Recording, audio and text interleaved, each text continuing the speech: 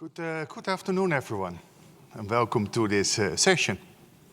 And we're going to talk about responsible AI, and we're going to talk about the security of agentic AI. And I will do a first few minutes of introduction, and then we have a really interesting panel with a lot of questions, and at the end you can also ask questions to this panel.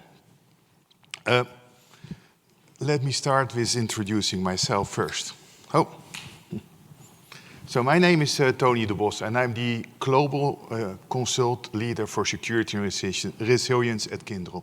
And of course, you might ask, Kyndryl.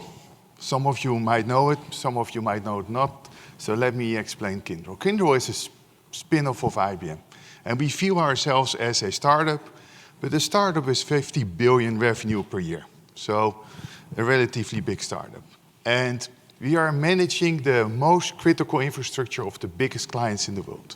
So you can imagine banking, insurance, healthcare, critical infrastructure, and so on. And of course, to do that, we have also a strong security team, security and resilience team, with more than 7,500 people. And to give you an impression on the scale that we are operating, we are doing more than 70 million identities per year. We manage that on a yearly basis. And of course, all our clients are talking about AI and agentic AI and about how to secure that and responsible AI. So that's what we're going to talk about today a bit more. And of course, we are doing a lot of work with AWS, so we're really happy to be here. So my first slide, I think it's a bit of an open door. When I talk to CISOs, and I talk to a lot of them, they all are concerned about AI and the security of AI. No, they see this a push of business to do more and more with AI, and now we have agentic AI, we have this low code, no code, we have all this all these software packages that are introducing agentic capabilities. There's vibe coding. There's shadow AI. So when I talk to security officers, the first thing they say, what should we do with AI? And how can we protect our organization better about all this push into AI? And I think that makes a lot of sense, you know, because of course there are some risks which are existing. We know them, you know. Again, if there's the infrastructure, you need to secure your infrastructure. That is not changing. But AI already introduced new risks. Now we had this LLM, certainly. We're not completely sure what is happening in an LLM with all those nodes, with the millions of billion nodes in an LLM. And then we get agentic AI and agents and more agents. And again, this introduced a lot of new risks for organizations. Clearly, there is an extended surface with all those agents talk to each other, the APIs, the NCP servers. How does an agent identify himself? How do we know it's a good agent and not a rogue agent? Are agents not stealing data? Are they not taking data and transfer it to an agent which should not have the data? Are agents making the wrong decisions? Because of course I hear saying, yeah, but agentic AI and there's still human oversight. And which probably makes sense, but we also know the moment it is working well, we will see that agents and agentic AI solutions will take more and more decisions. Who was responsible for that? In that way, agentic AI security is not only a technical problem, but also a business problem. What will happen if an agent is rogue? Does the complete application stop? Or when we introduce a hacking agent in the complete stream of all agents? So a lot of new risks that we need to consider. And for example, which one I really like is also, if you build a more sophisticated agentic AI application, you have an orchestrator. And this orchestrator has a memory where he stores the data and uses to make next steps. and it is determine what needs to happen. But if you're able to manipulate this memory, probably new things or unexpected things or things will happen in your interest. So the reality is, agentic AI is bringing a lot of risks for enterprises. We're going to talk about that more in our panel, but we believe that at least you should do three things, three simple things. In practice, a bit more difficult, but at least three things. First of all, work on your foundations, because you need to have a policy updated, you need to look at your control frameworks, you need to look at your risk management, you probably need to test your agents in a different way. Red teaming is quite effective, for example. How do you implement human oversight? How do you manage and control your agents? You need to change your foundations. Hopefully the foundations are already there to manage security and resilience in a good way, but you need to take it in the level that it supports AI and agentic AI. Secondly, build it smart. And what I mean with that, you need it built in such a way that you build it once, the security components, and reuse it in as many times as possible. So it's not always the security challenge coming up, but we can leverage as much as possible from the previous implementation. So build it smart. And last but not least, you also need to run it in a secure and resilient way. And if you build it in a secure way, it doesn't mean that it's automatically run in that way. Building it means that you did think about the risk, that you mitigated this risk, or that you built scenarios to monitor those risks with guardrails and see if things go out of control, that you have reports around that. But then you need to also put it in the agents in an environment that is working. And for us, we introduced for that agentic AI digital trust with AWS. And it consists of 4 components. And we think those components are really key. First of all, you need to discover agents. And we'll talk probably more about it, but some of my clients already have more than 1,000 agents. You know, you need to discover them. You need to register them. Probably you need to give them an identity. You know, they're digital workers that will start working for you. Secondly, make sure that every agent that is going to run in your environment, that it is well tested and certified. You know, there's all the different testing methods that you have. For example, red teaming, all the agents or software scanning, you know, need to be implemented so that you are run agents in a secure and a safe way. You need to make sure that you understand what agents are doing. Because if you have no visibility, you cannot manage it. If there's no visibility, you don't know whether the wrong actions are taken. If you have no visibility, you don't know that the whole system came to a stop because one agent is not working. And last but not least, we need to make sure that agents are behaving as much as possible. It's not an easy topic. I love to talk about it, but by building the guardrails. The guardrails to implement the policies applicable for the organizations. That might be regulations, but in reality, a lot of organizations have their own policies. And the digital workers, the agents that are introduced, needs to follow those policies. And if they are doing behavior what is not accepted, we need to understand that and we should be taking action on that.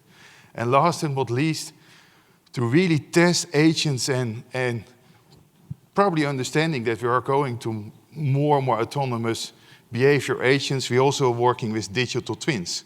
A digital twin environment that we can use how agents are working, and if they are proactively come up with actions to, for example, reduce the risk or to remove vulnerabilities in the infrastructure, that we can test it in a digital twin before we run it into production. Well, it's clear the world is changing. There's a lot to talk about. And instead that I'm going to talk about it for the rest of the hour, we said it's probably better to have a panel and talk about that in a more interactive way. And we have a really interesting lineup, and I will invite them to the stage. First of all, Alex.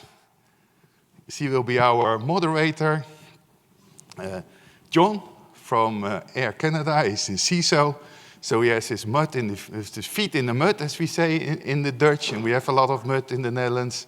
And as last but not least, Alexei from AWS, which has a lot of technical experience. I already noticed in the start of before we went live into this event today. So, and I will be in the panel, so I give the control back to you, Alex. Perfect, thank you. So hi everybody, my name is Alex Della Sera. You might have been expecting Gilson to be here. Unfortunately, he couldn't make it today, so I took over as of Friday of last week. So I'm a senior partner development specialist focused on security at AWS, and I'm super excited to be hosting this panel today with Kyndryl and Air Canada and AWS. And this is a really important conversation for us to be having with all of these panel speakers, because really, when you think about securing autonomous systems, we think about our you think about our actual shared responsibility model, and how really it's important to not only have AWS securing it, but also thinking about how you can leverage partners like Kyndryl to help you with that as well. And so, first, we already heard from Tony, so he already introduced himself. So let me turn it over to John to introduce yourself. Thanks, Alex. So John Solja, been CISO for Air Canada for just under a year, and also glad to be here with my Kyndryl friends and former colleagues. I spent a good number of years at IBM and then Kyndryl, so glad to be here on stage with all of you. Alexei. Hi everyone, my name is Alexei Ivano. I'm a worldwide technical leader of partner security and identity, senior partner solution architect with AWS. Perfect. So I'm going to start this discussion with some questions, and then at the end I will be opening it up for Q&A, so definitely be thinking about your questions that you have for our wonderful panelists. But first, let me start with John. As a CISO, I'm really curious, how is Air Canada approaching AI agents, and what must be true before you trust agentic AI operationally? Let me reverse the question. Would you get on a plane that didn't have a human pilot? I don't know, probably not today. Yeah, and that really, thinking about it that way highlights for us, it's an extreme example, but it's how we think about agentic AI within the organization. As an airline, safety permeates everything in our business, and that extends to how we deploy new technology in the business, particularly in the core operation of our airline. And so that means we're particularly reluctant to give full control to an AI agent. So I don't really envision a world, never is a strong word in a world that is evolving as quickly as it is here. But I don't envision a world where, particularly in the operation of the airline, the things that touch our customers and their safety, that we would actually grant full autonomy to agentic AI. There are massive opportunities, but I think we will continue to leverage a human-in-the-loop model to make sure that we are getting the human oversight to what's happening. But you'd ask, well, humans are fallible, so why do I trust them more than I trust agentic? And it's actually because humans are fallible, we have fallible humans and fallible human systems creating agents. And that's more of a concern for me than the actual technology. The technology, we know what its limitations are and we can work with it, but it's how we build it as humans that is really the challenge. And so it behooves us as organizations to learn more and more about the technology. Deterministic systems, you can treat as a black box. Generative and agentic systems, you really actually have to understand what's happening inside the box. You can't just treat it as a black box and know if this input goes in, this output's going to come out. So I think it's got amazing promise, but I think blindly trusting any technology, particularly a technology as powerful as this, is dangerous.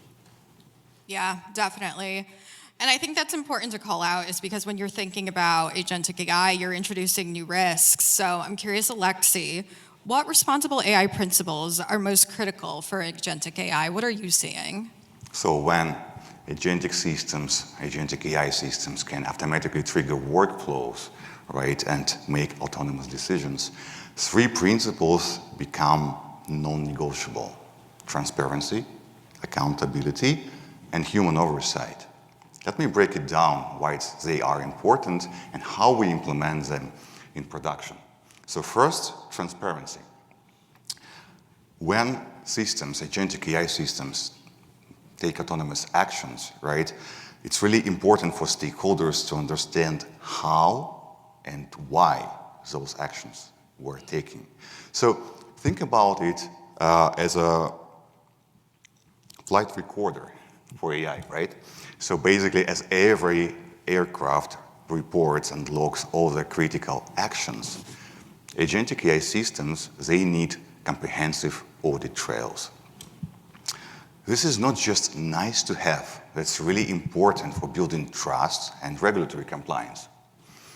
AWS has created AI service cards that document our services' capabilities, limitations, and intended use cases. So that level of transparency is required to build trust with customers. Second, accountability, right? Traditional AI has humans in the loop. Agentic AI can make autonomous actions and decisions. So that raises a foundational question: who is responsible when something goes wrong, right? So basically that means three things for AI. We need clear escalation paths when agentic AI hands off to humans. We also need monitoring capabilities to spot up any anomalous behavior. And critically, we also need the ability to undo any unintended harm. And third, human oversight. So agentic AI systems are supposed to assist humans, not to replace human judgment. Think again about it like autopilot in aviation, right? So it handles routine tasks, but pilots remain in full control and can take over at any moment of time. So for agentic AI, that means that we need to build human-in-the-loop mechanisms for critical actions, define clear boundaries, what agentic AI can do autonomously, and we also need to maintain intervention capability so humans can take over the agentic AI actions at any time. Let me provide you with a real-world example. AWS Security Incident Response Service now supports agentic AI-powered investigation capabilities. So the investigative agent will collect data from multiple sources like CloudTrail, IAM, EC2, and Cost Explorer. It will correlate the data, and it will provide clear findings with clear summaries. Importantly, this agent will ask questions to clarify any missing details, and all their investigation activities are tracked through the console. That's a great example of transparency, accountability, and human oversight in action, right? So the challenge isn't about building the capable AI agents. It's about building trustworthy AI agents that can be deployed at scale by customers. And that starts with three foundational principles: transparency, accountability, and human oversight. Very interesting. And now, Tony, I know you mentioned earlier you're talking to customers about this a lot already. So what are some of the things that you're hearing from customers as the most prominent issue for agentic AI? Well, first of all, maybe we can talk a little bit later about how we are moving in our what is normal. Because I heard John say we don't fly without a pilot, but we drive cars without a driver. You know, as we know in US, we have multiple examples where you get in and the car is driven and nobody's there. And maybe you have some oversight, but I don't know what is actually happening. So maybe we talk a bit more about that later. So first of all, I really envy, I really feel sorry for CISOs. I mean, because there was already a lot on their plate. the complexity of the infrastructure, the legacy where there's not always the money to invest in, the geopolitical environment which is creating even more threats, and now there is this constant push of AI and agentic AI. And I understand from the business side, that this is important, but it's another task for the CISO, which sometimes I feel, and I've been a few times interim CISO myself, you're like the fire brigade running from one fire to the other, and that keeps you, awake during day and in the night, unfortunately. And that's also why I'm not sure a lot of CISOs survive in their role so long. So again, this is an extra task for them. And they're really concerned because they're seeing that the business is pushing this. They're building the agents. There is, I did not see vibe coding, but in an enterprise environment. But we are seeing their low code, no code development taking place, where security and resilience is not part of that development. And interesting enough, even in the old days, what was maybe a year ago, you say, hey, this is what we need to develop something, and this is what we need to do secure things. Now we're seeing it becomes really easy to develop things, but to secure it, you still need a lot of efforts. That's why I said, let's try to build it in a smart way so you can bring it down a little bit. But at the moment, we're definitely struggling with some of the clients that securing it in a proper way takes a lot of time and efforts. And that brings me to my last point, and it's also an ask and a discussion I also have a lot with more the CTO and the CIOs of companies. If you want to empower your company with agentic AI, which I can understand, you also need decisive actions on creating the trust and the human acceptance of AI, because otherwise you will take a long time to get really the value out of AI and agentic AI. And talking about trust, that also that means also empowering your CISO that is able to really deal with these new risks that the company is facing. Yeah, definitely.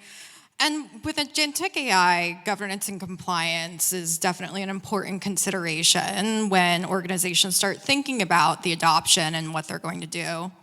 Alexi, I'm curious, what governance measures help enterprises stay compliant with emerging AI regulations? Well, let me start with governance is not a blocker to innovation. It's a driver. And let me elaborate on this.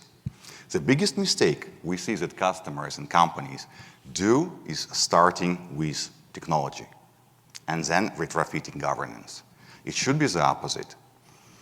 Before you deploy agentic AI to production, you really need to define your governance frameworks, establish all your policies, right? And define what is safe and effective means for your organization.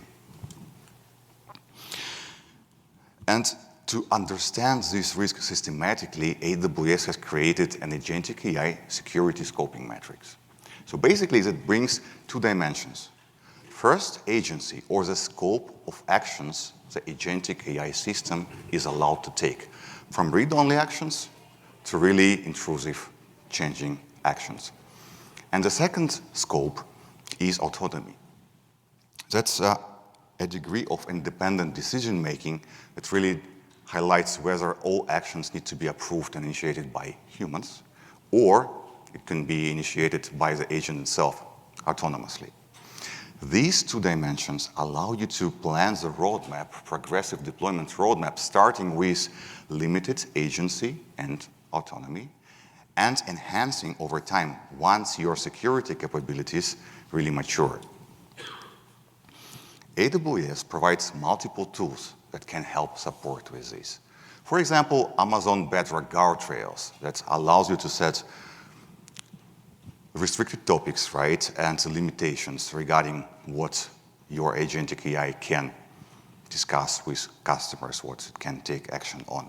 We also provide security reference architecture, a prescriptive guidance that not only provides you with concrete architectural blocks, but also infrastructure as code repository that you can use right away to deploy, right? The shared responsibility model, on the other hand, defines what AWS managers, as Alex mentioned, and what customers must implement. For example, specifically for Agentic AI, customers need to own the governance layer, defining the clear boundaries for Agentic AI, access control, right, and also your governance policies and data policies. So basically, another important and critical thing to consider is data governance, because Agentic AI systems usually require access to sensitive data from multiple systems, right? So you need to implement principle of least privilege from day one. What data agents can access and by what time? So basically think of zero trust and just-in-time access. It's also important to have a comprehensive data classification policy to understand what kind of data you have and what kind of data you're comfortable sharing with Agentic AI systems.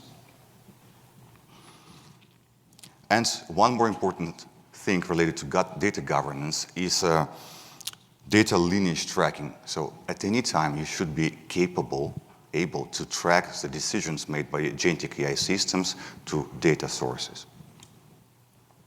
And AWS services, as you all know, support multiple regulatory requirements like HIPAA, GDPR, SOC 2, and emerging AI-specific regulations, right? However, compliance, it's not just about tools. It's also about documentation, right? So you need to document your Agentic AI systems capabilities, intended use cases, and best practices. You need to enable the stakeholders to make informed decisions about engaging with AI. And important business stat. The companies with robust, responsible AI practices report an 18% average increase in AI-related revenue. This comes from a joint research by Accenture and AWS that interviewed more than 1,000 C-level executives. So governance helps to drive business value, not just to mitigate risks. Governance first, technology second. Start with foundation, building this foundation with governance, and expand with technology. That's the way to go. Definitely. So you mentioned something interesting. You mentioned the new global regulations. And so I know we have things like the EU AI Act that recently emerged, and I'm sure many more coming after that. I'm curious from you, Tony, how do you see these new regulations shaping the conversations that you're having, and how are customers beginning to think about this? Well, it's interesting questions, and clearly I'm from Europe, so EU AI Act is definitely on the agenda for CISOs in Europe. But it's not only in Europe. I was talking to a client from Singapore, and they also have a standard. It's not a regulation yet, but we all understood that if something happens, they will quickly turn it into regulations. For me, in itself, the EU AI Act, which is a lot of discussion about it, and also some big tech vendors were not really supporting it, in principle, it's really good, because it's saying, hey, you have AI which we find unacceptable, you have high-risk AI, you have low-risk AI, and there is no risk AI. And the reality is that we can use AI to create things that we should not really want to have in our society. You know, you can do social scoring, and I think some countries it's actually used to do social scoring, and we just need to say as a society, hey, we don't want that. And secondly, if you're using AI for high-risk applications, biometrics, credit scoring, which are all sensitive, that you ask for a proper risk assessment and to document that. In itself, there's nothing wrong. I think this is common practice. Unfortunately, and this is what we've seen with GDPR 2, is that in principle it's really good, but it also creates a lot of legal work. You know, if you make a contract, you need to understand what is my role, what is the responsibility. You definitely need to do that, but by the EU AI Act, you need to interpret that, and leads to a lot of work for lawyers, you know, and I'm not sure. And CISOs. and CISOs, because they need to talk to the lawyer saying, hey, tell me what this means, and do I am compliant or not, and what do I need to do? So it creates also a lot of work. So there is a bit of the tendency in Europe to make it a bit smaller, but the reality is also, we as a society, we need to understand the risk that it can have at large scale, and also make sure that we don't use it in the wrong way, you know? Yeah, exactly. So John, what's your take on this? Because now you're seeing these new regulations emerge. How do you feel about these, and what's Air Canada doing? Well, I think from a governance framework, it really needs us to come at it very differently. You can't have governance over here and product development over here. It's with the speed that things are moving, you really need to embed cyber and governance into the product development pipeline. A lot of what you said, Alexi, and really, the difference I see in organizations going forward is that people need to know each other's business much better. You can't just be a pure developer or a prompt engineer and not have an understanding of cyber. But by the same token, I spend most of my time encouraging my team to learn more about the other parts of our IT and digital organization, because then you can actually articulate what the needs are, and you can get at this and go faster. But the governance, organizations think about governance today in a very monolithic and structured way. You have to have a steering committee, you have to have operational committees, and I'll give you an example. As we were standing up our initial take on AI governance, and this is even pre-Agentic, we're going through discussions about how we're going to implement governance. And while we were in those discussions, our employees started to use over 250 different AI tools and websites, and of which I think 3 were sanctioned. I'm sure that was fun for you to work through. It was a lot of fun. I just turned 200 of them off one day. And the screaming wasn't too deafening. But it shows how much we have to work in a very, very different way in this era. You can't take years to figure things out. And it's so much more challenging. And in organizations like ours, which are fairly conservative in how we approach technology and how we approach compliance to regulation, that's a massive challenge, and it changes how everybody has to work in that world. Oh yeah, I completely understand, and I'm actually going to bring in another element to this, and that's the AI supply chain and the risks that we're now seeing from third-party applications. So Tony, what would you say some of the key steps are to help manage these third-party risks in the AI supply chain? Well, I think first of all, it's good to understand that third-party risk was already number 1 or 2 of all the hacks that are happening. Third-party risk is one of the causes for that. So it was already a problem, and I think it will be only a bigger problem, because we're seeing that all the suppliers are including AI and agentic AI, are not always telling it that they are doing it. So it is really complex.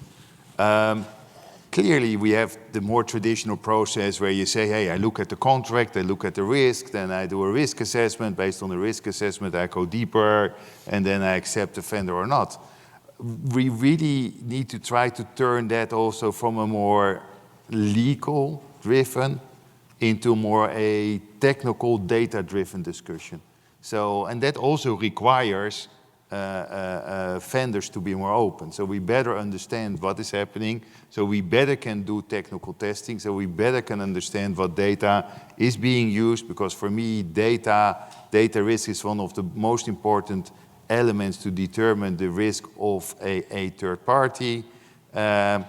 And really more technical testing to understand the risks that are related to your vendors, or your second vendor or third vendors. And that, I'm sure you will go to John, and we already had a bit of discussion about that.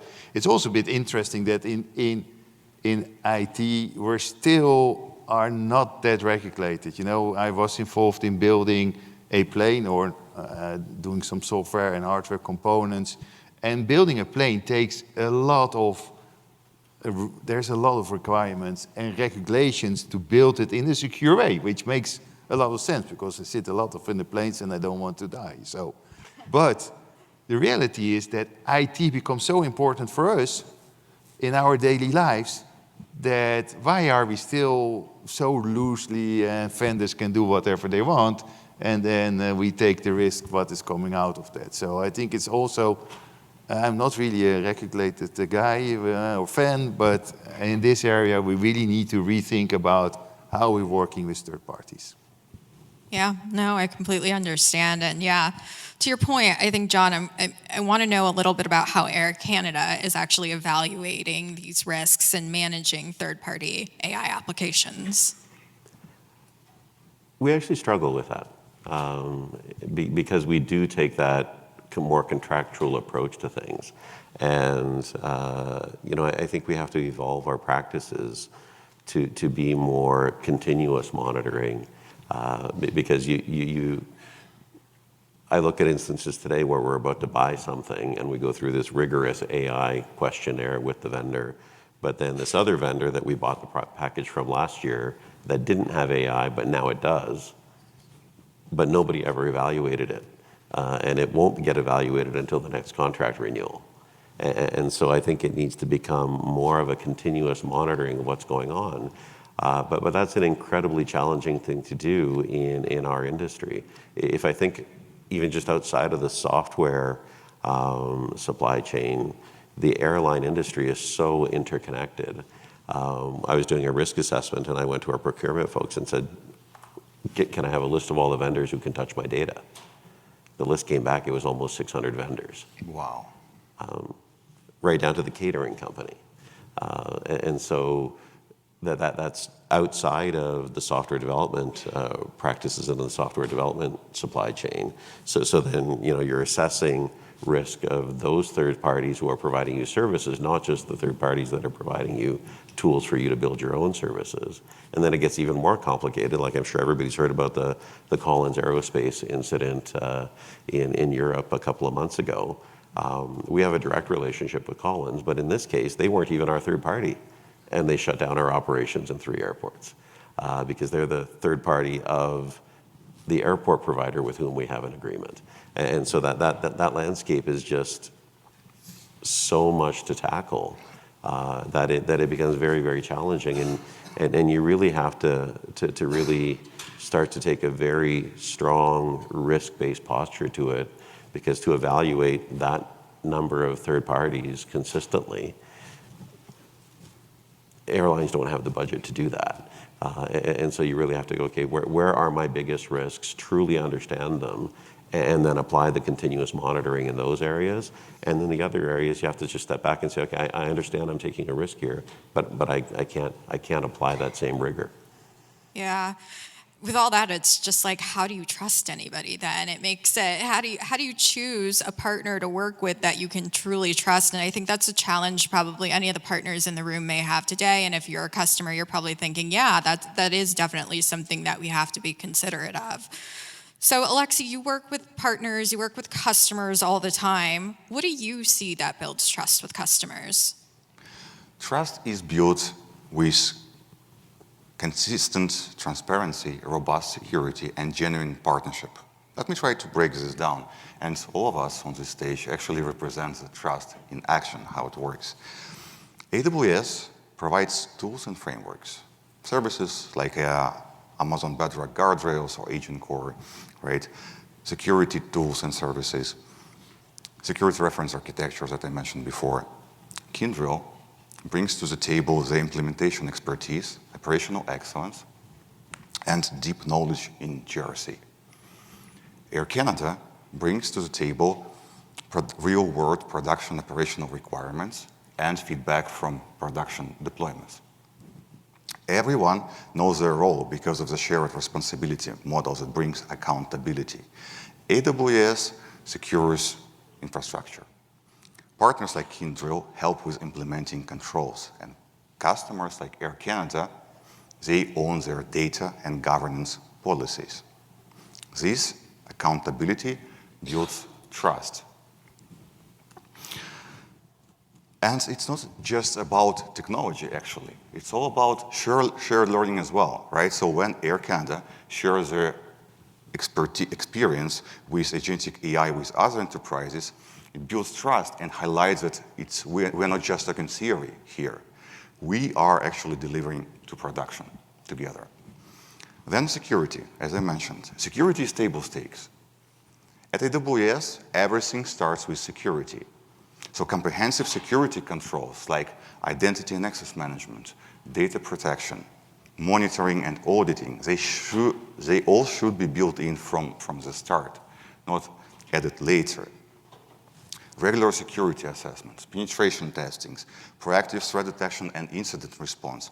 Customers need to see that you are taking security seriously, not just checking the compliance boxes.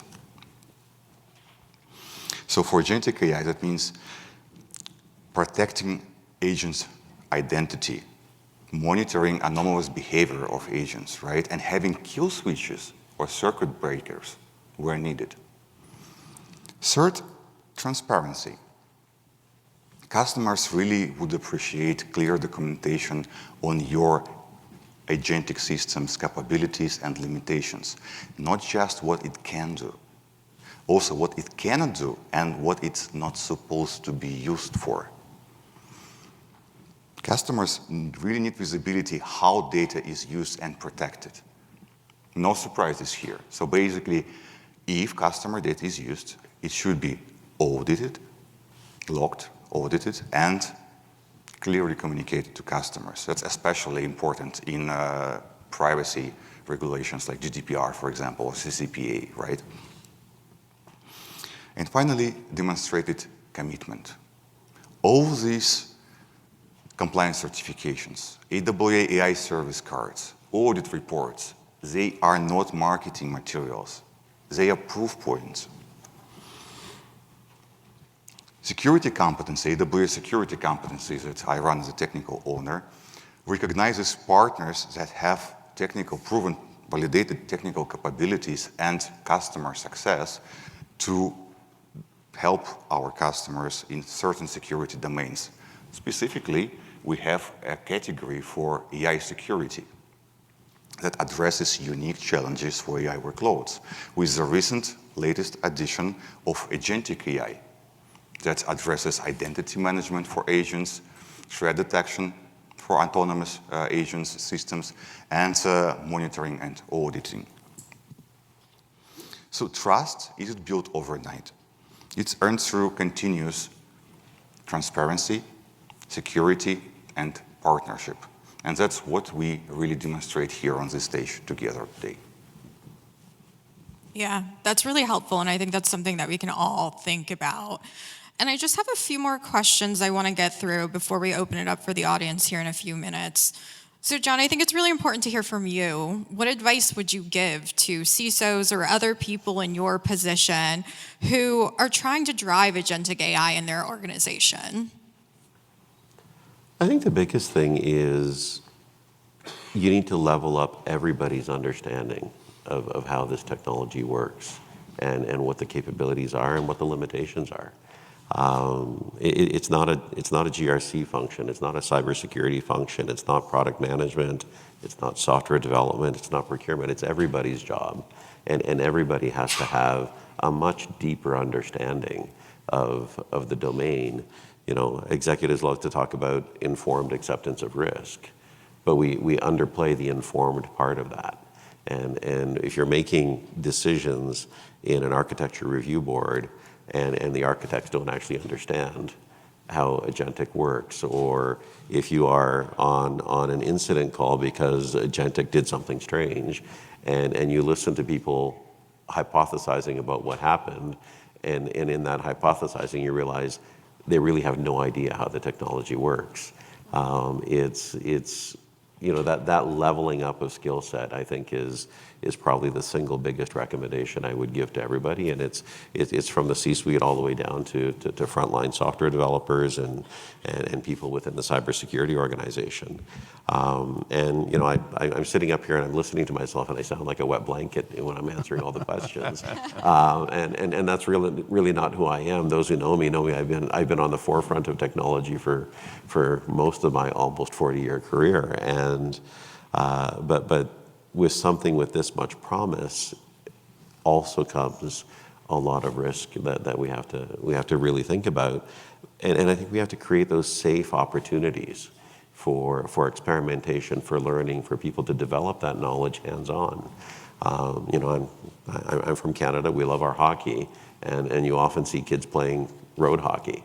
When you're raising kids, you think about, okay, where's the limit of what's safe and what's not safe? Are they playing road hockey at the end of a dead-end street, or are they playing on the shoulder of a freeway?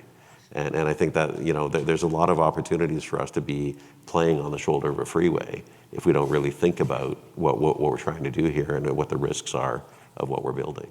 Yeah, I love the idea of leveling up the organization because this is such new technology. We see it all the time, probably within your own companies, with other companies that you're talking to, the need to really educate others on what this technology is capable of. Alexei, there's a lot of changes that we can probably recommend to enterprises to implement today, but I'm curious, what would you say is one thing that enterprises can start to think about to prepare for responsible and secure innovation in agentic AI? One thing, that's quite a challenge. Let me give you. Yes, your top thing. I would really start with some practical things that you can implement tomorrow in pitfalls to avoid, because as I said before, guardrails are really important, and you need to define those before deployment, not when you're already in production, right? And don't please start with broad permissions just to make things work. Follow the principle of least privilege.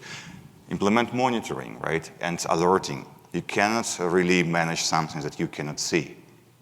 Start with progressive deployments using the AI agentic AI scoping metrics, right? Start with like a low agency and autonomy, and progress as you have more mature security controls. And most important, start small.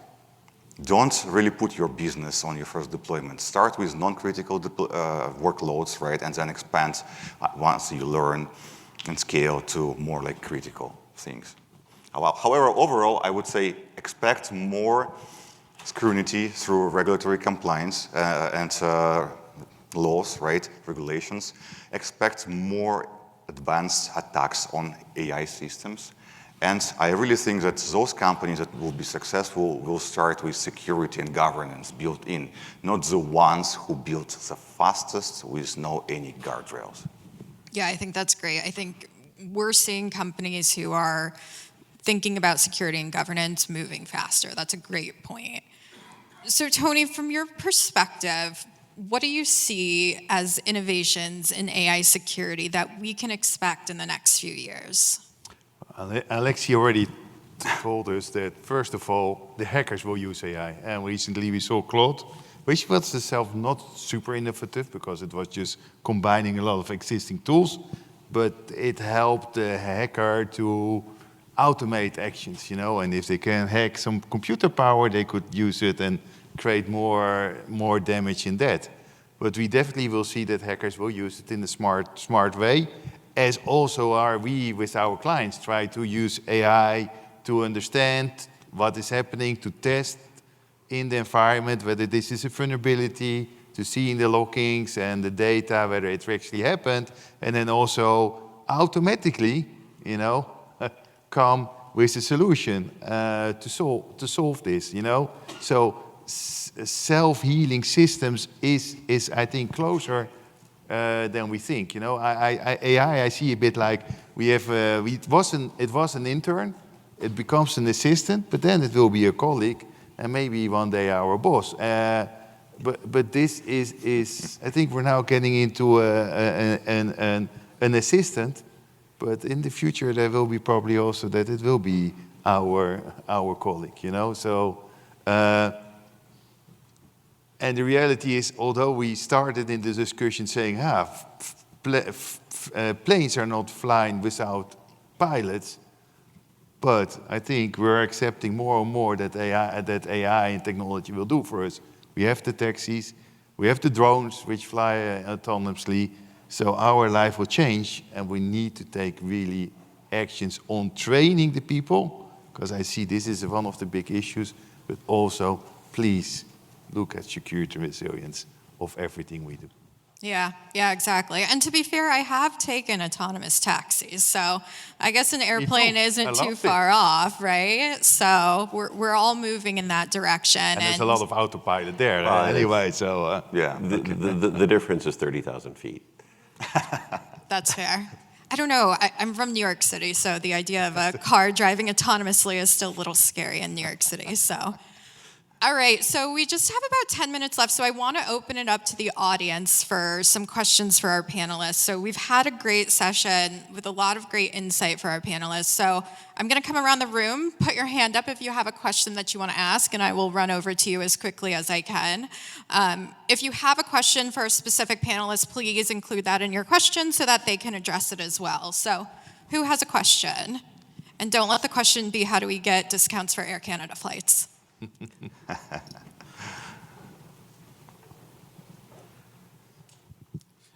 My question is probably specifically for John.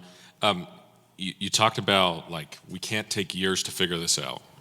And then we've also talked about, like, the idea of not playing on the shoulder of the freeway. How do we quickly get our organizations up to speed on understanding what agentic AI can do, and what it's used for, how it works, so that we can implement accurate guardrails and governance around it?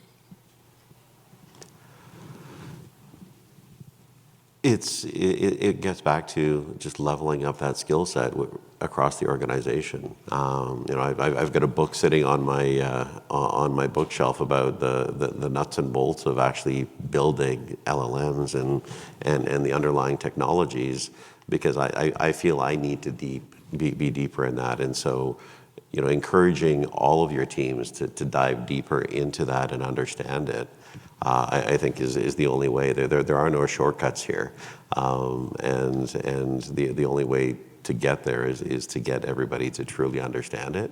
And I think the other thing that I've been in this role since April, and the thing that I've been advocating across my organization is if I built the best cyber organization in the world, I would still fail.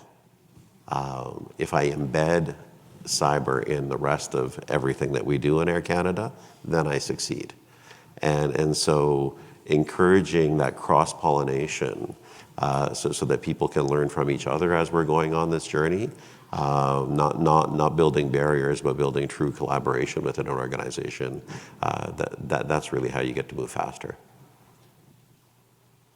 Sorry. No, I have no technical answers. I have only people answers. Yeah, but I think it's also a concern. You need massive trainings programs. But the question is also, is everybody able to make that step? I mean, this is for me really a social concern, because we've seen in every technology in development, some people were not able to make a step, and AI will be even bigger, in bigger organizations. We see with clients, we really, they almost force it, you need to make use of AI every day. It's also in their own benefits, because it will be the future, unfortunately. So. Cool. Thanks for sharing. I'm Regan, the co-founder of Pin AI. We were doing a personal AI infra. So I got a question for the panelists. Like, you mentioned about the trust and transparency for the agency itself. I'm just wondering from a very practical standpoint, like from product and engineering, on any recommendations or some best practice you guys have?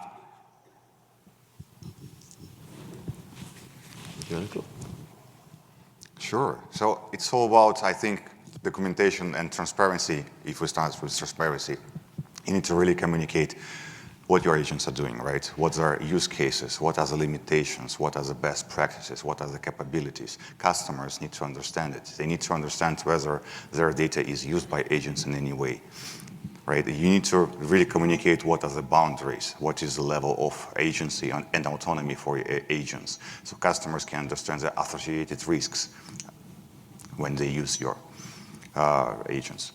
For me, it's at two levels. So first of all, it's a technical level.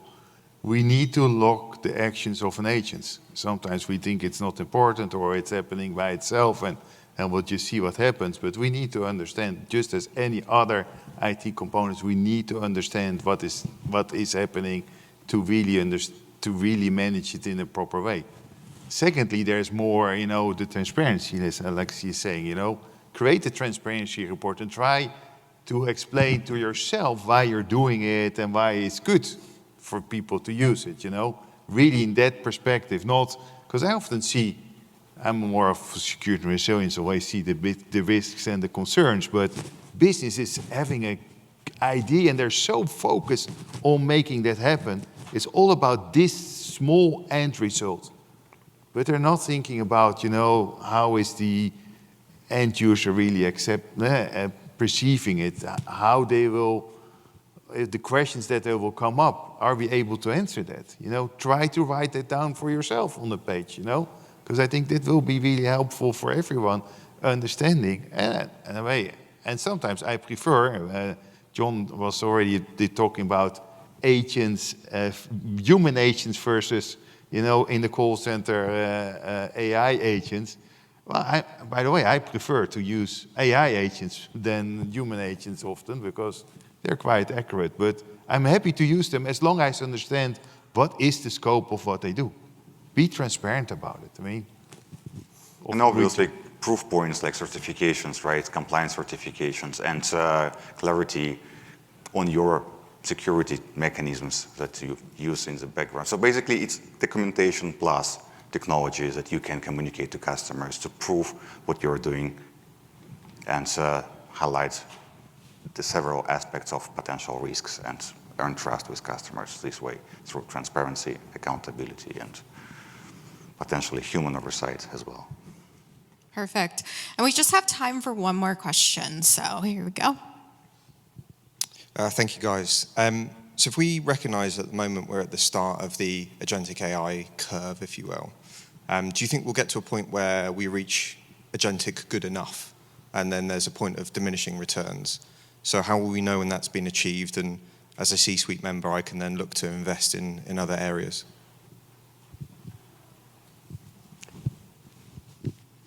I don't know that we get to a good enough. I think if we look at other things that we've seen in technology, we find new ways to apply it, and we continually, it just becomes another tool in our toolkit. I think there comes a point where, we're going to go through this massive build now, and then it's going to be more iterative and be more part of the toolkit as opposed to the only thing in the toolkit that we're focused on. So I think it will reach a peak and then start to level off, but I don't think we ever stop investing in it. I think agents being good enough is a bit a misleading statement, actually. Because we can't really assume that agents will always make correct decisions. They won't. They will make mistakes. And that's why we always need to kind of have those circuit breakers, right? And humans will clear escalation paths. Similar to autopilots, as we were talking, because they are not supposed to replace human judgment. They're just assisting humans with certain actions. So by saying good enough, what do you mean? Like, it's just good enough to kind of build a new world or live by itself, don't have any human supervision and oversight? I don't think so. I don't think we are on the way in this direction. I think we get to an assistant level at this moment. But interesting enough, what I see is that we have different standards in the human world and in the technology world. So if you drive a car, things go on, We all have accidents, and it's not the intent, but it happens. If then suddenly an autonomous car creates an accident, it's a big issue. The question is, maybe it's better than human. Eh? So what do we prefer? But we accept that technology is never making any mistakes, and it's always there, and it's always working, and this is probably also not realistic. So. Yeah. Well, thank you, everybody, for the questions. That's all the time that we have to take questions. But come meet Kyndryl, talk to AWS. They can answer more of these questions. This is what these individuals are here to, is to help you on this journey and to kind of debate some of these topics like we did today. So with that, let's give a round of applause for our wonderful panelists. And I'm going to let Tony close us off. Yeah, thank you all for joining. I hope you enjoyed it. Alex, thanks for stepping in last minute, flying in over the weekend to help us. Alexi and John, much appreciated for being here. We're here, so if you have questions, just come to us and we're happy to discuss. Come to our booth or to AWS. We also did a really interesting white paper with AWS as our Kyndryl Institute, which also talks about the acceptance of AI. You can download it. It's a really interesting read, which is really about this topic. Again, thanks for joining, and it was a pleasure to have you all in our session today. Thank you. Thank you. Thank you. Thanks, everyone.